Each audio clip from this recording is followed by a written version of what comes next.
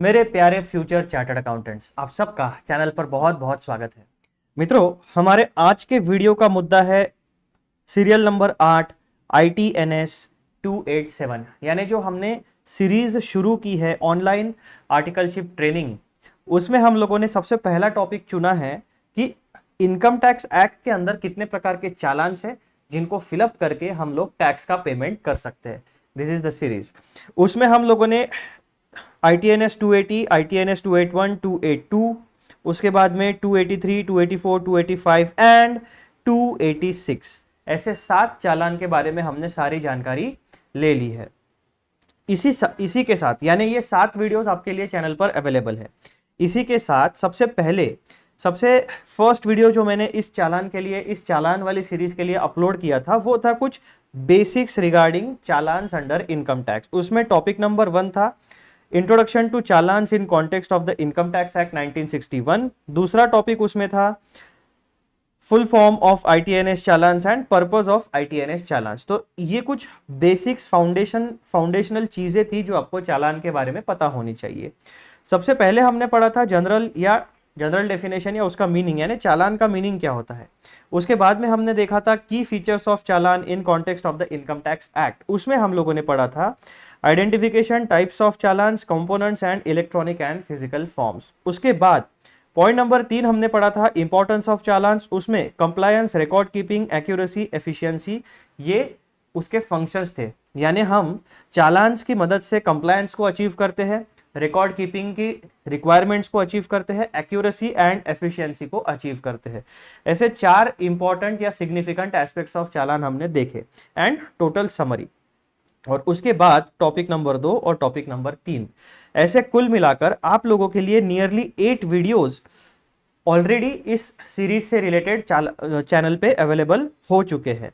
Now this is the 8th video and the last video of this particular series. That means online articleship training का last video नहीं, income tax में कितने चालान्स होते हैं उनके लिए जो हमने इंट्रोडक्टरी सीरीज बनाई थी, उस सीरीज का लास्ट वीडियो, और वो हमारा है ITNS 287। अब इसमें हम लोगों को क्या क्या चीजें पढ़नी है वो देखो। सबसे पहले हम क्या करते हैं, हर बार हमने एक फॉर्मेट फॉलो किया है, एक पैटर्न फॉलो किया है। सबसे पहले तो हम आइडेंटिफाई करते हैं कि चालान का सीरियल नंबर क्या है।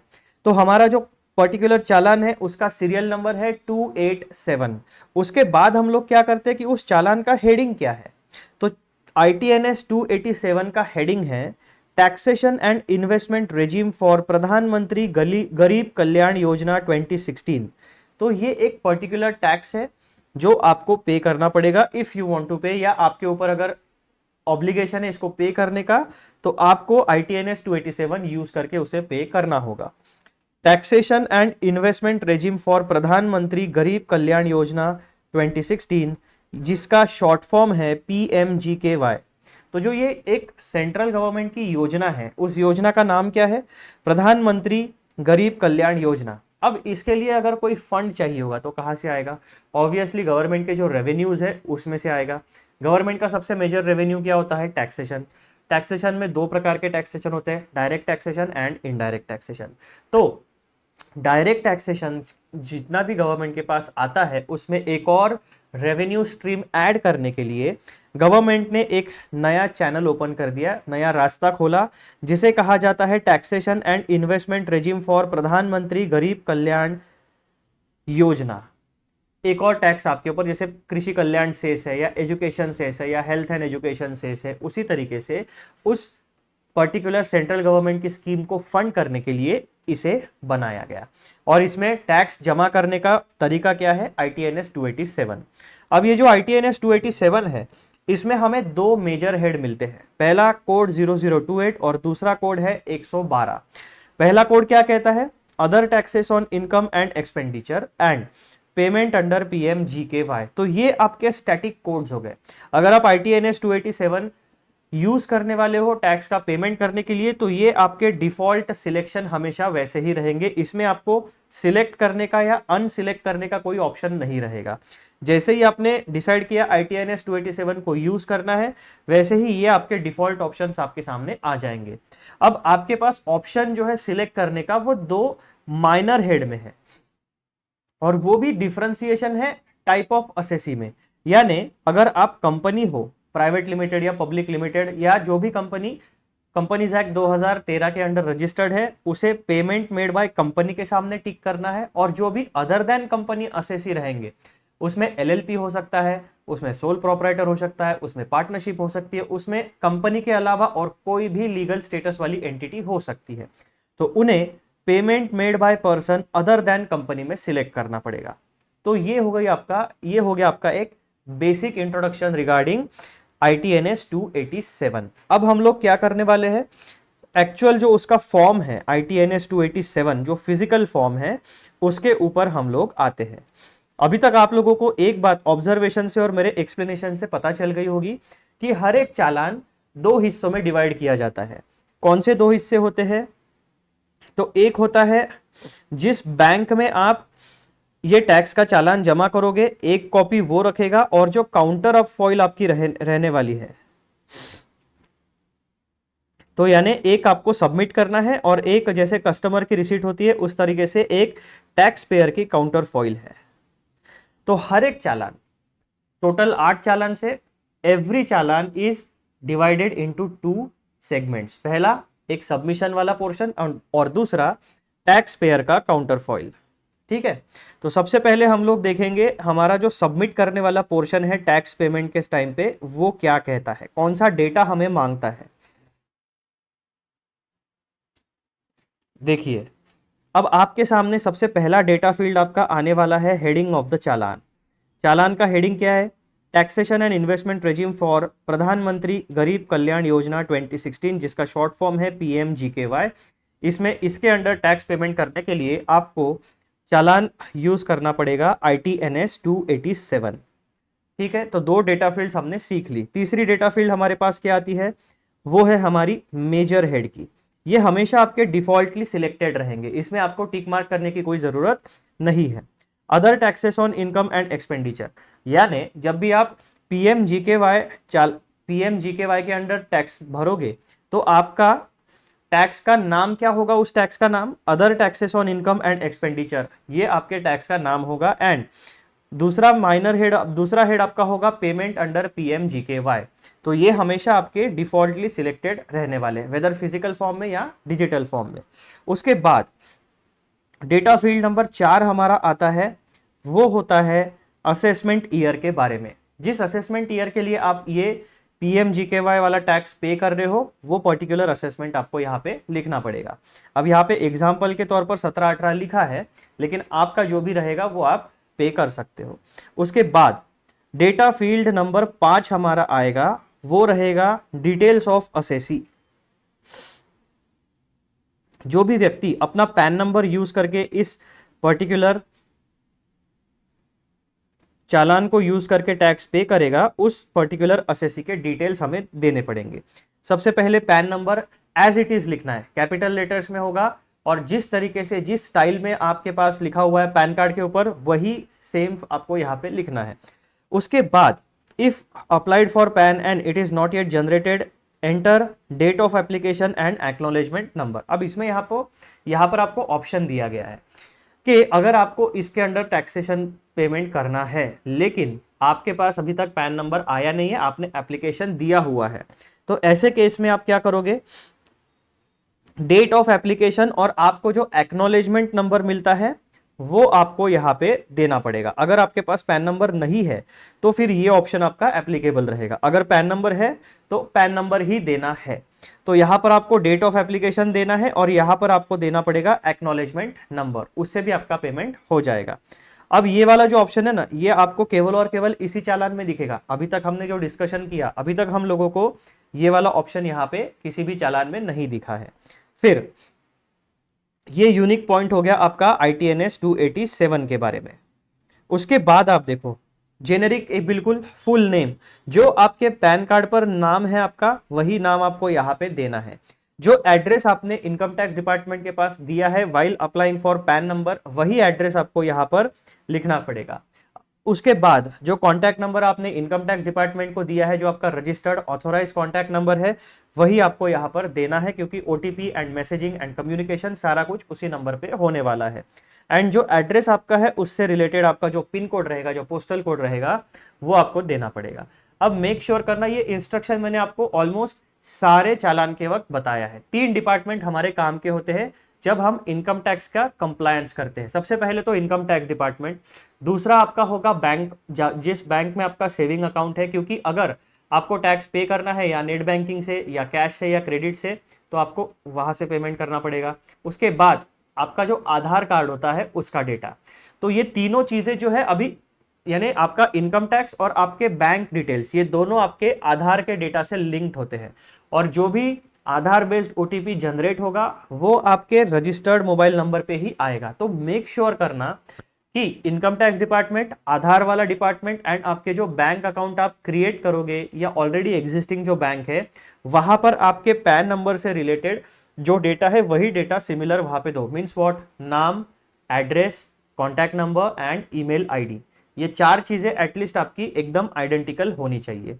तब जाके आपका किसी भी डिपार्टमेंट में अगर कोई कम्युनिकेशन है, कोई काम है, कोई कंप्लायंस है, तो वहां पर कोई एरर नहीं आएगा और आपकी प्रोसेस एकदम स्मूथ तरीके से कंप्लीट होगी। फिर हम लोग आते हैं हमारे 6वें यानी 6th डेटा फील्ड के ऊपर, जो है हमारा टाइप ऑफ पेमेंट। ठीक है। अब हम आते हैं मित्रों डेटा फील्ड नंबर 6 के ऊपर, जहां पे हमें टाइप ऑफ पेमेंट सिलेक्ट करना। अब यहां पे मेरे पास ऑप्शन है, आइदर मैं कंपनी असेसी हो सकता हूं या फिर मैं नॉन कंपनी असेसी हो सकता हूं, depending on my legal status. That means depending on the person who is complaining with this challan, आपको उस रिलेवेंट बॉक्स में टिक करना है। आप किसी भी चालान में एक साथ 2 बॉक्सेस टिक नहीं कर पाओगे, किसी एक हेड में आपको सिलेक्ट करना पड़ेगा। ठीक है। फिर डिटेल्स ऑफ पेमेंट, ये एकदम जेनेरिक सिंपल है, जितना भी अमाउंट आप पे करते हो उन सारी चीजों का डिटेल यहाँ पे लिखो, उसके बाद में उसका टोटल लिखो और जो टोटल फिगर में आप यहाँ पे लिखते हो उसी को यहाँ पे आपको वर्ड्स में लिखना पड़ेगा। अब ये वाला जो फील्ड है ये हर एक चालान में आपको मिला है और हर चालान में हम लोगों ने डिस्कस किया, लेकिन हो सकता है कि कोई स्टूडेंट डायरेक्टली ये वाला वीडियो देख रहा हो, पिछले वीडियोस उसने ना देखे हो, तो मैं आपको फिर से इसे एक्सप्लेन कर देता हूं।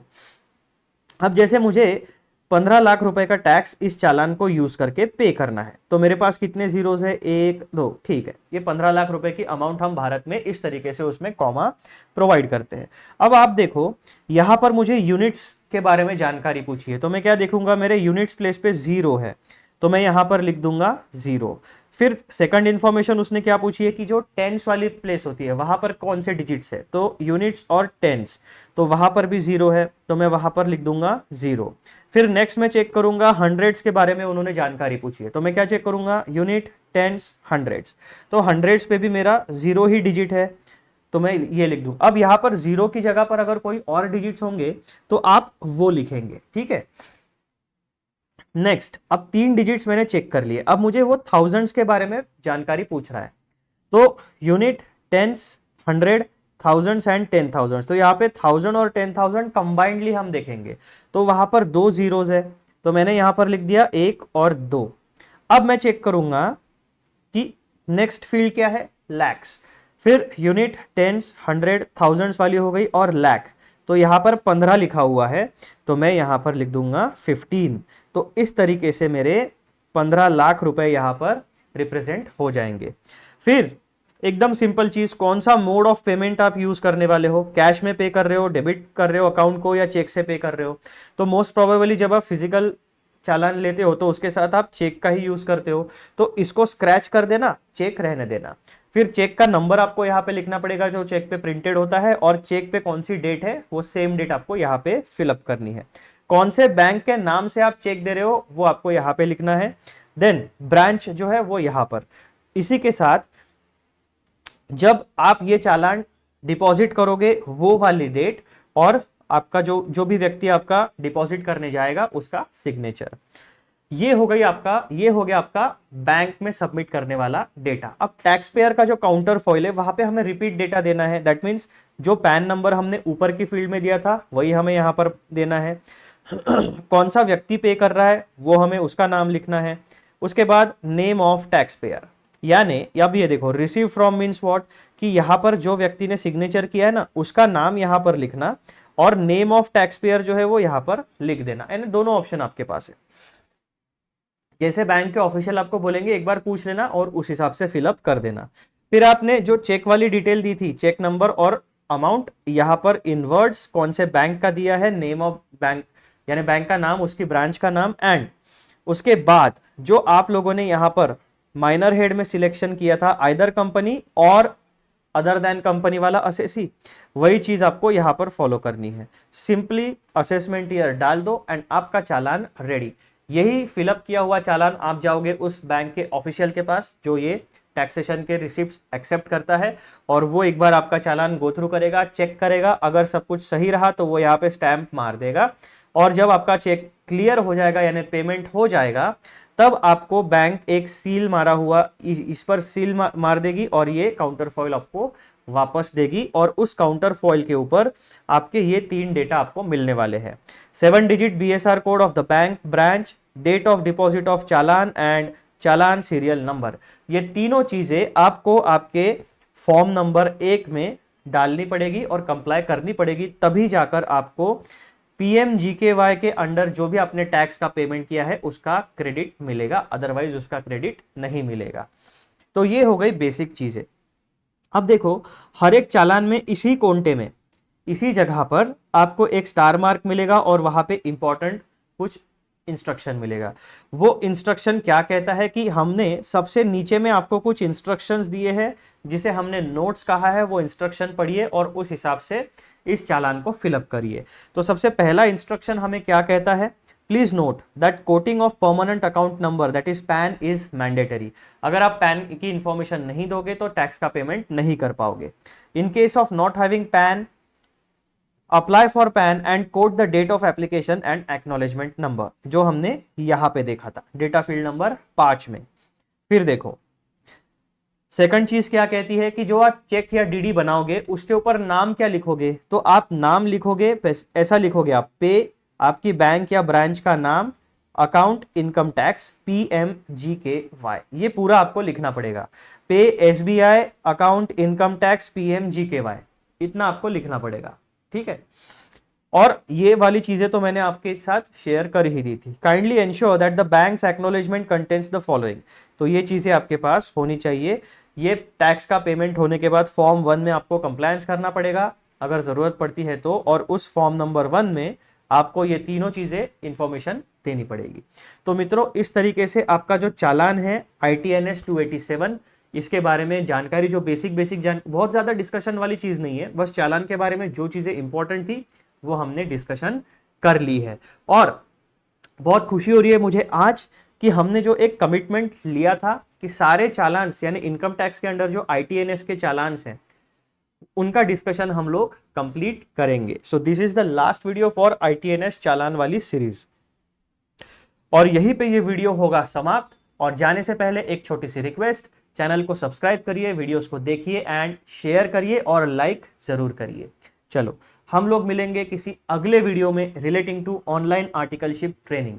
बहुत सारी चीजें आर्टिकलशिप में, जो 4 मेजर फील्ड्स होती है जहां पे एक आर्टिकल असिस्टेंट को एक्सपोजर मिलने के चांसेस होते हैं, वो होता है अकाउंटेंसी, दूसरा होता है यानी अकाउंट्स के बारे में आपको एक्सपोजर मिलेगा अकाउंटिंग फील्ड में, दूसरा आपको ऑडिटिंग फील्ड में एक्सपोजर मिलेगा, और तीसरा आपको टैक्सेशन की फील्ड में एक्सपोजर मिल सकता है, which is direct tax and indirect taxes. Other बहुत सारे छोटे छोटे काम होते हैं वो भी होंगे, लेकिन ये 4 मेजर फील्ड्स है जिसमें एक आर्टिकल असिस्टेंट को उसके आर्टिकलशिप पहले 3 साल की होती थी, तो इन 3 सालों में ये 4 मेजर फील्ड में ही काम होता था, और अभी 2 साल की आर्टिकलशिप है। तो डिपेंडिंग ऑन योर फर्म, आप बिग 4 में आर्टिकलशिप करते हो या किसी बड़ी फर्म में आर्टिकलशिप करते हो या मीडियम साइज या small size, depending on your city, आपका जो प्रिंसिपल चार्टर्ड अकाउंटेंट है जिसके अंडर आप आर्टिकलशिप के लिए रजिस्टर करते हो, उनके पास किस तरीके का काम है, उनकी प्रैक्टिस कौन से सेगमेंट में है, वेदर अकाउंटेंसी में ज्यादा है, वेदर ऑडिटिंग में ज्यादा है, वेदर कंसल्टेंसी में ज्यादा है, वेदर टैक्सेशन या डायरेक्ट टैक्सेशन या इनडायरेक्ट टैक्सेशन में है,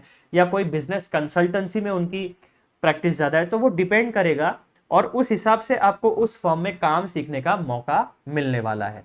तो होता क्या है कि ऐसा जरूरी नहीं है कि आपके आर्टिकलशिप के दौरान हमेशा आपको सारा काम सीखने को मिले। तो जहां पर भी गैप्स है, इन माय ओपिनियन, इन जो मेरा एक्सपीरियंस है कि जहां पर गैप्स है, जो ऐसा हो सकता है कि यार आर्टिकल असिस्टेंट को ये चीज पता होनी चाहिए जो मुझे लगता है, तो हम उन गैप्स को फुलफिल करने की कोशिश कर रहे हैं थ्रू ऑनलाइन आर्टिकलशिप ट्रेनिंग। इसमें हम आपका नॉलेज बेस भी बिल्डअप करने वाले हैं और आपकी जो कम्युनिकेशन की स्किल है कि रियल वर्ल्ड में आपको किस तरीके से कम्युनिकेट करना है, सिचुएशंस को किस तरीके से हैंडल करना है, खुद की पर्सनैलिटी को कैसे निखारना है, ये सारी चीजें हम लोग यहाँ पर अटेम्प्ट करने वाले हैं कि आपको फायदा हो, उस तरीके का कंटेंट मिले। जैसे हमारा जो प्यारा इंस्टीट्यूट है, institute of chartered accountants of India, वो यही कोशिश करता है कि आपकी जो पर्सनालिटी है वो डेवलप हो पाए। इसीलिए उन्होंने उन्हें जितना पता है, उनके प्रोफेशनल ओपिनियन में, उनके एक्सपीरियंस में, उनके एक्सपर्टीज में, उनको जितना नॉलेज है और उन्हें जो सही लगा आपके लिए, उन्होंने उसके बेसिस पर क्या डिसीजन लिया कि हाँ, हमारे जो इंस्टीट्यूट के स्टूडेंट्स हैं जो चार्टर्ड अकाउंटेंसी फॉलो कर रहे हैं, उन्हें ओरिएंटेशन प्रोग्राम के थ्रू हम कम्युनिकेशन स्किल डेवलप करेंगे, उन्हें एडवांस्ड आईटीटी या आईटीटी प्रोग्राम्स के जरिए हम उनकी आईटी स्किल्स यानी प्रोफिशिएंसी बढ़ाएंगे। उसके बाद में हम उनका general management and communication skill वाला GMCS 1 या GMCS 2 कंडक्ट करा के, यानी orientation, GMCS 1, GMCS 2, ITT program, advanced ITT program, ऐसे इंस्टीट्यूट ने आपके आर्टिकलशिप के दौरान, आपके सीए के कोर्स के दौरान अलग अलग छोटे छोटे courses for 7 days, for 15 days, for 30 days, जो भी आपका ड्यूरेशन होगा, तो इंस्टीट्यूट भी कोशिश करता है कि आपकी पर्सनालिटी डेवलप हो। अब ऐसा होता है कि कई बार स्टूडेंट्स जो है, जब स्टूडेंट्स रिसेप्टिव नहीं होते तो ऐसा लगता है कि यार ये क्यों इंस्टीट्यूट GMCS या ITT या जो भी एडवांस ITT है, ओरिएंटेशन है, क्यों करा रहा है। लेकिन जो स्टूडेंट्स रिसेप्टिव होते हैं, जिन्हें पता होता है कि जैसे ही मेरे चार्टर्ड अकाउंटेंसी की जर्नी खत्म होगी, दैट मीन्स आइदर मैं एक चार्टर्ड अकाउंटेंट बन जाऊंगा या बन जाऊंगी क्वालिफाइड, या फिर अगर मुझे क्वालिफाई होने के लिए थोड़ा टाइम लग रहा है, अटेम्प्ट्स ज़्यादा लग रहे हैं, तो in the mean while financial stability के लिए मुझे जॉब या कोई काम तो करना पड़ेगा। तो उसके लिए भी मैं ओरिएंटेशन या आईटीटी या GMCS ये कोर्सेज किस तरीके से मैं रिसीव करूं कि मुझे उसका फायदा हो। तो हमें हर चीज़ पॉजिटिविटी की तरफ ज़्यादा ध्यान देना है। हर चीज़ का पॉजिटिव या निगेटिव्स होता है, निगेटिव्स को छोड़ दो, उसको ध्यान में रखो और पॉजिटिव्स को पूरी तरीके से रिसीव करो, क्योंकि पॉजिटिविटी से आपकी एनर्जी बढ़ेगी, निगेटिविटी से आपकी एनर्जी ड्रेन होते चले जाएगी। निगेटिव चीज़ें जो है उनको ऑब्जर्व करो और वो एक मैकेनिज्म बनाओ कि उन निगेटिव चीज़ों का हमारे ऊपर इम्पैक्ट ना हो। तो वैसे ही हमारा प्यारा इंस्टीट्यूट है, कुछ चीज़ें पॉजिटिव है, कुछ चीज़ें थोड़ी सी कम है, जहाँ पे इम्प्रूवमेंट करने की कोशिश इंस्टीट्यूट करता है। तो मिक्स्ड बैग हमेशा हर जगह पर रहने वाली है, आइडियल सिचुएशन आना बहुत मुश्किल है। So that's it for this video. जो थोड़ी सी बातें थी वो आपके साथ शेयर कर दी है और हम लोग तो अपनी जर्नी आगे बढ़ाने ही वाले हैं। अब इसी के साथ साथ हम लोगों ने क्या किया है, जो सीए इंटरमीडिएट का ऑडिट का है आपका कोर्स, वो भी हम लोग आपके लिए एक्सप्लेनर वीडियोस लेके आ रहे हैं, तो वो भी आप लोग देख सकते हैं। वो भी सीरीज प्रॉपर प्लेलिस्ट बना के मेरे चैनल पर अवेलेबल है। अब मैं एक बार रिपीट कर देता हूं, जाने से पहले चैनल को सब्सक्राइब करिए, वीडियोस को लाइक करिए, शेयर करिए। चलो हम लोग मिलते हैं अगले वीडियो में, बाय बाय।